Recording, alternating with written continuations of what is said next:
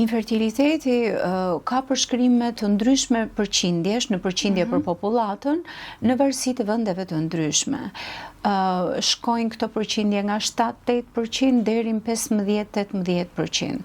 Tek ne mendoj që është diku te 12-15% sipas raportimeve okazionale, nuk është se ka një studim të mirëfill për infertilitetin dhe do ishte shumë mirë, sepse ne jemi një popullat që nuk quhet më aq e re siç kemi qenë më përpara, rinia po na ikën jashtë dhe ndërkohë infertiliteti është një pengesë tjetër për të rritur numrin e lindjeve të gjalla dhe numrin e fëmijëve. Kështu që mendoj që është diçka që duhet diskutuar, duhet vënë theksi dhe duhet të bëhen politika sociale dhe shkencore për ta mbështetur dhe për ta suportuar atë. Për këtë përqindje që përmendet Shqipëria, a mund të cilësohet si alarmante ose shqetësuese kjo lloj shifër? Është një shifër e cila mund të quhet shqetësuese, nuk mendoj se është alarmante.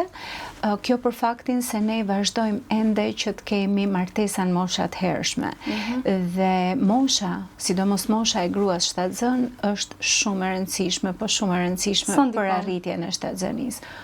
Deri në 90%. Edhe cila është mosha, domethënë që është fertiliteti më i mirë ose 20-25. 20-25. Po.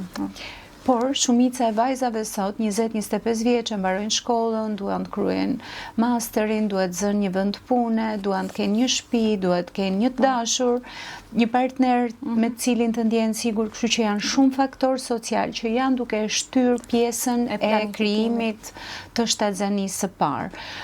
Me avancimin e moshës, me përparimin e moshës, fertiliteti jon bie për shumë faktorë.